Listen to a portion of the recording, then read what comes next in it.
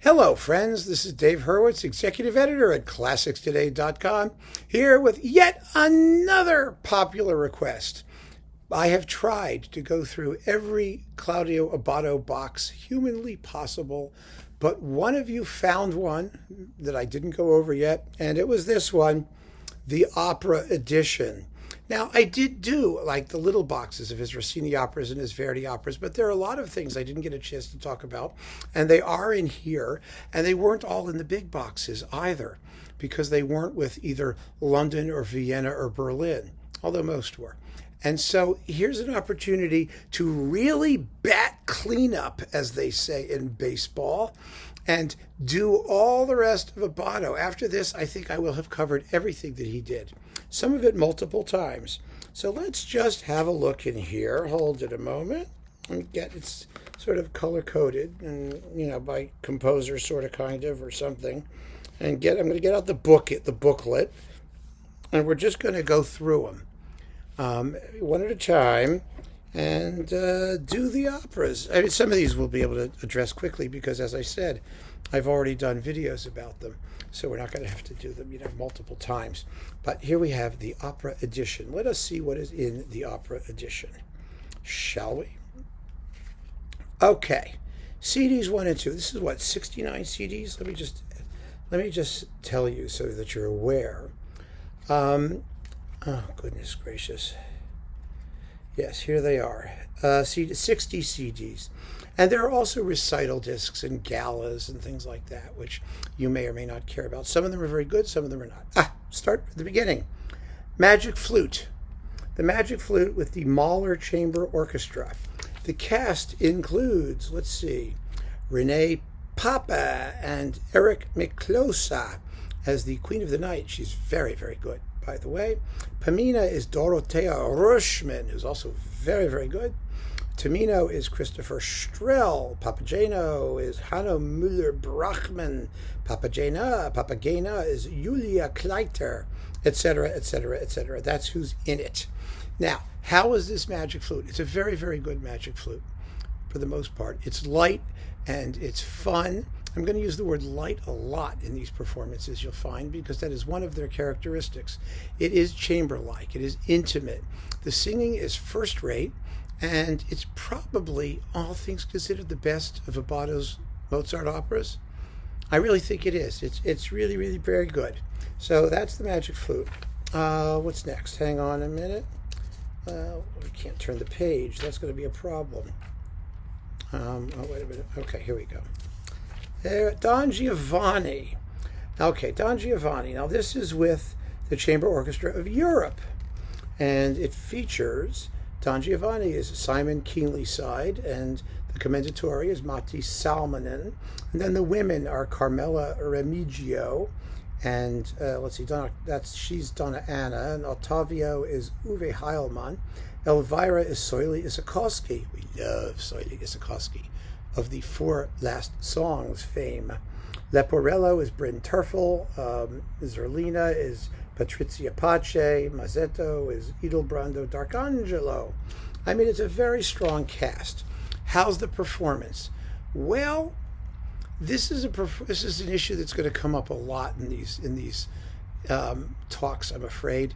Abbado conducts with great flow, but his Mozart is really lacking in drama. I guess that's the only word. The singing is very pretty. Everything is very nicely laid out, but I just find it rather unexciting. He does get, the last scene when Don Giovanni gets sucked into hell. He does that quite well, but you've been waiting an awful long time to get there.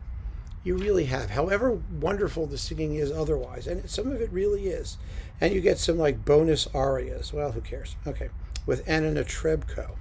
So that's Don Giovanni. And the Marriage of Figaro is sort of the same situation. You've got, let's see, Boscovus is Almaviva, and Cheryl Studer is the Countess.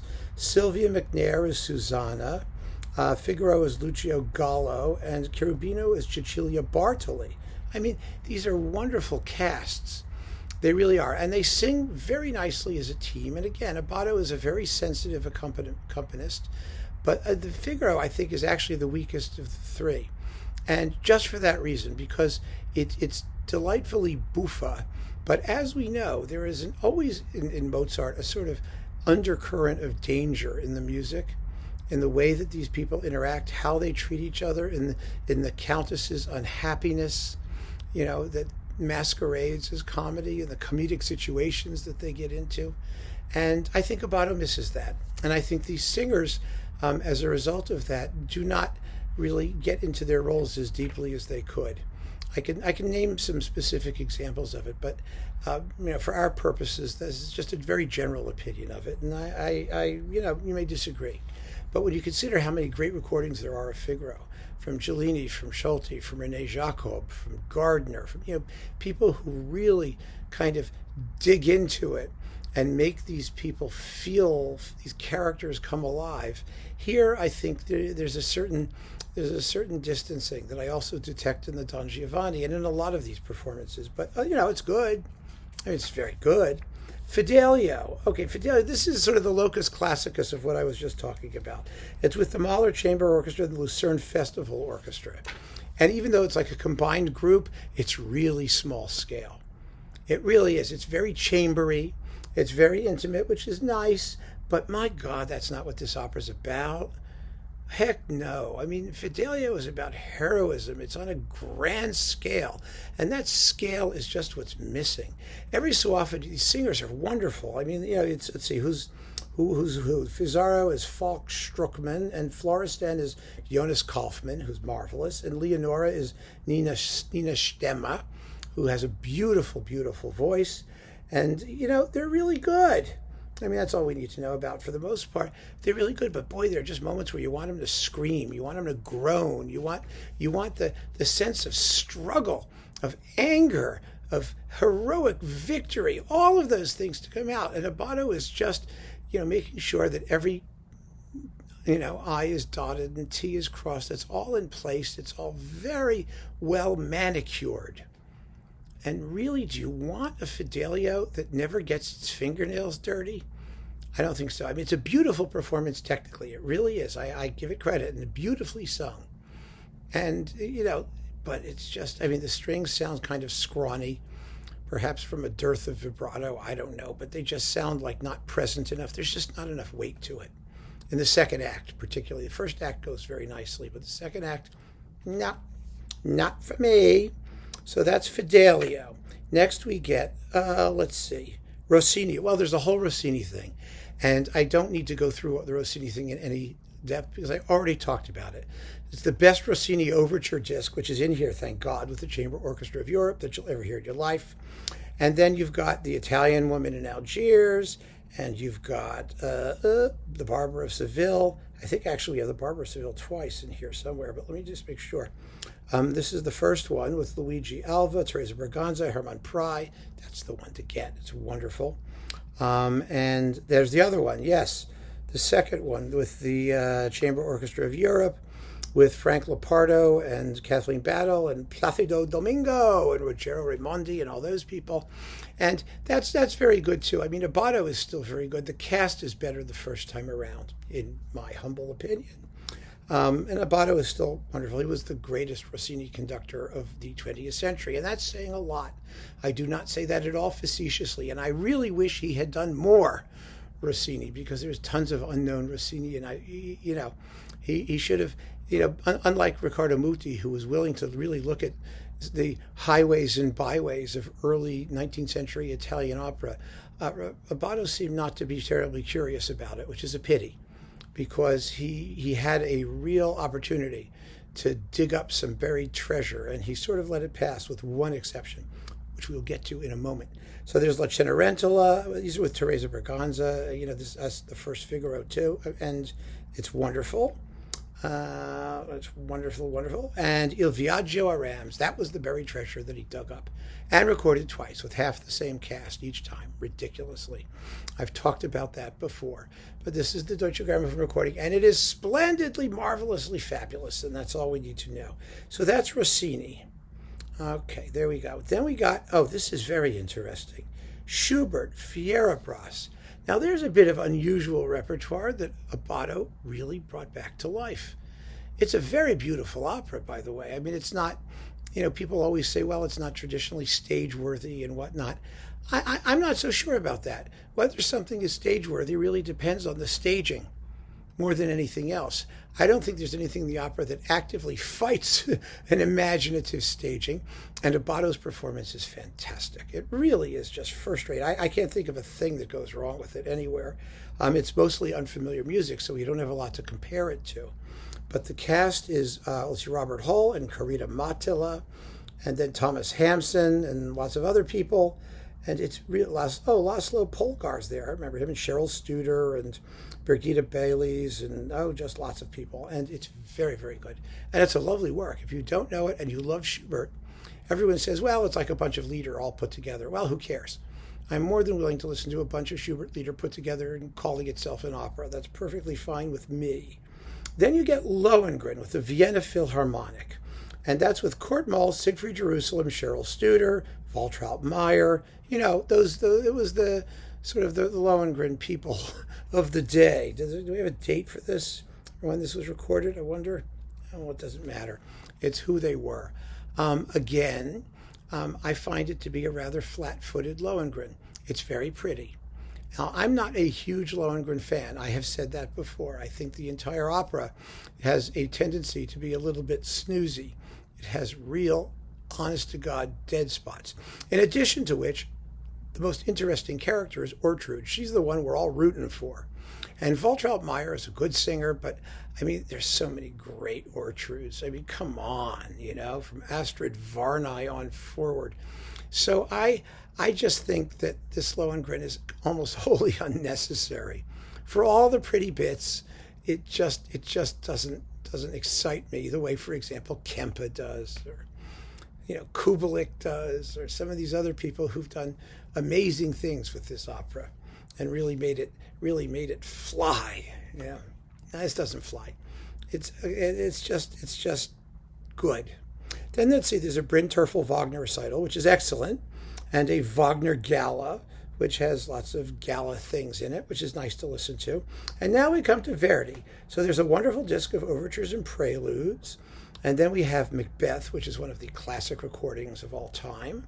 I've talked about that before in the Verdi box that I mentioned, with Piero Capuccilli and Nikolai Gyarov and Shirley Verrett and Placido Domingo. And it's great. Macbeth is amazing. There are two amazing Macbeths. There's that one and there's Muti's. And you really can't choose between them. They're equally extraordinary. Then we've got Simone Boccanegra, possibly the greatest Verdi recording of the 20th century, and certainly the best thing that Abbado did in Verdi. It's amazing, with Capuccilli and Freni and Gyarov and Carreras and Van Damme. And oh my God, what a fabulous cast. And Abbado really catches fire. There's none of that namby-pamby, micromanaging that you hear, for example, in his Mozart, and to a certain extent in that Fidelio. So then Un Ballo and Mascara. Well, it's Domingo and Brusson and Ricciarelli and Obrazova and Gruberova. It's a very good cast for its day. But, if you think of the Birgit Nielsen one or the Leontine Price one, I'm going by sopranos. It's not as exciting.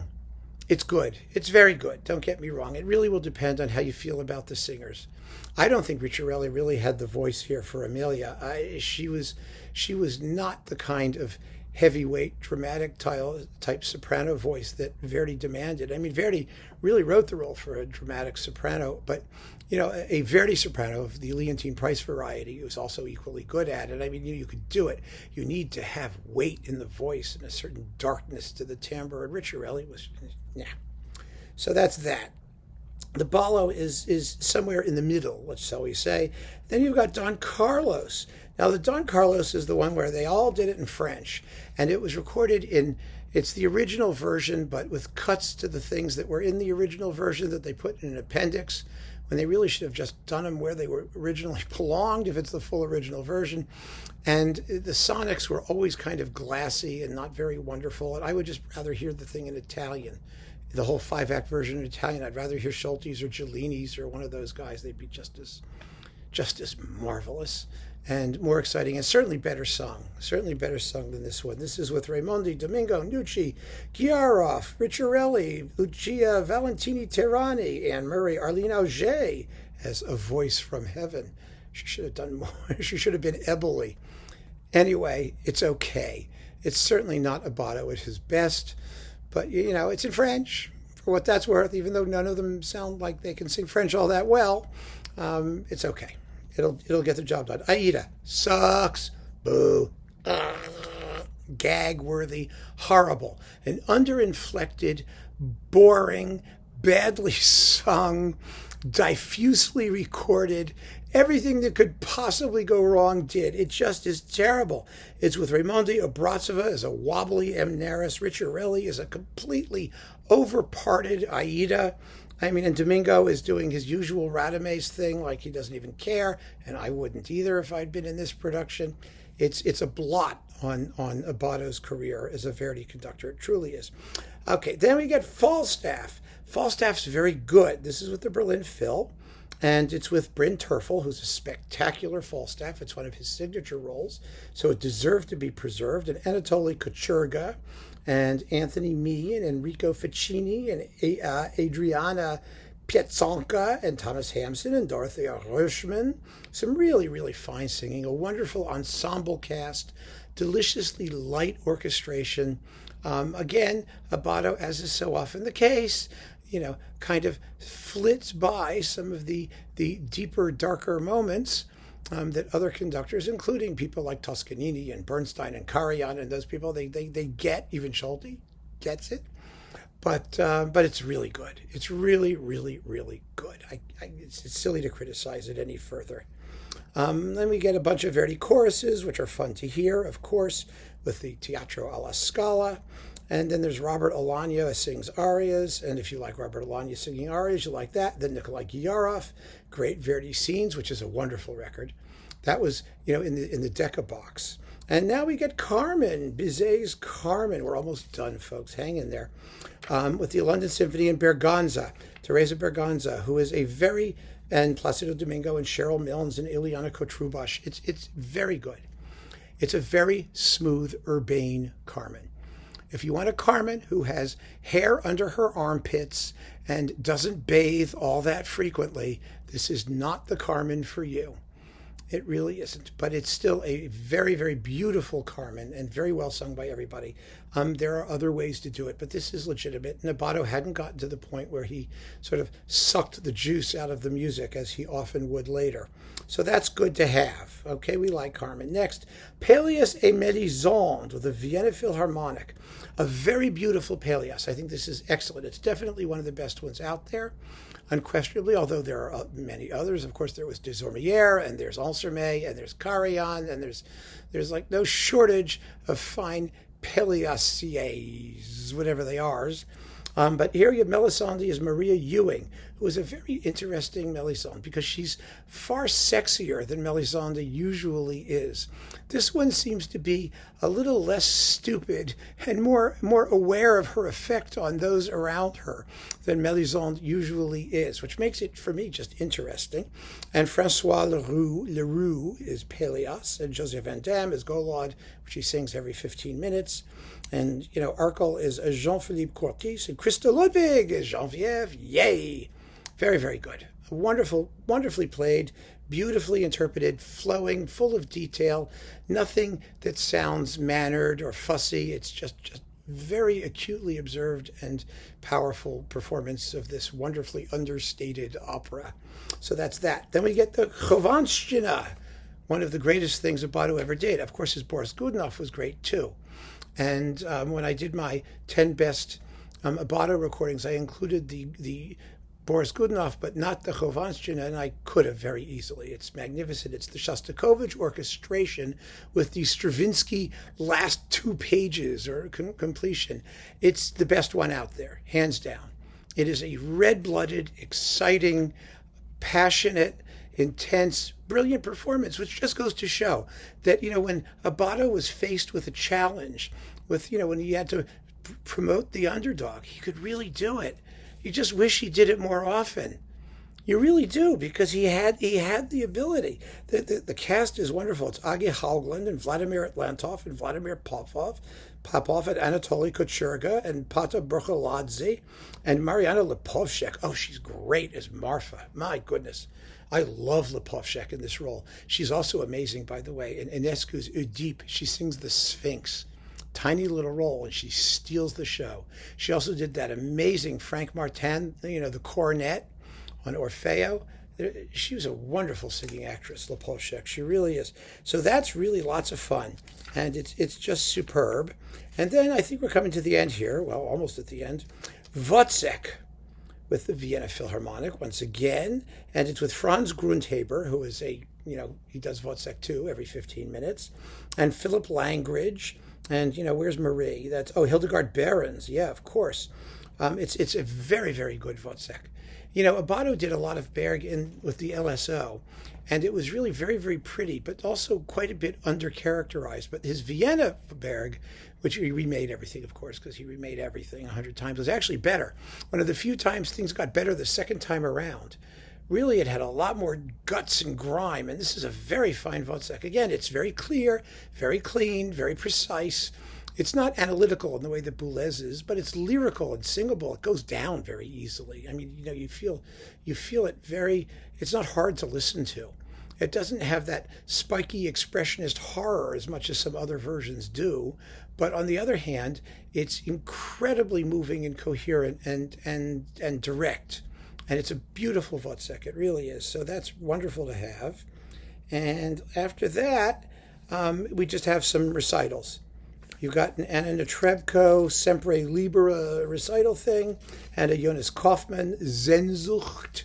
Yes, of course, and the Berlin Gala from 1998, doing mostly, they do Mozart and Bizet and some Verdi and some Tchaikovsky and some more Verdi, and these are all just fun things for you to play with. And that, my friends, is the Abbado Opera Box. Most of it is excellent. Most of it is really excellent. You can count the bad stuff much more easily than the good stuff, or the less interesting stuff. The less interesting stuff for me would be the Don Giovanni and the Figaro, the Fidelio, even though they're very good. Even the less interesting stuff, let's put it that way, is very good. It doesn't have any obvious terrible performances in it, I don't think, except for Aida. The one exception to me would probably be the Aida, which I think is just atrocious. But everything else was pretty much worth hearing. I mean, you don't get librettos, you don't get much of anything in the booklet. But, with all that, is it Abbado's greatest achievement?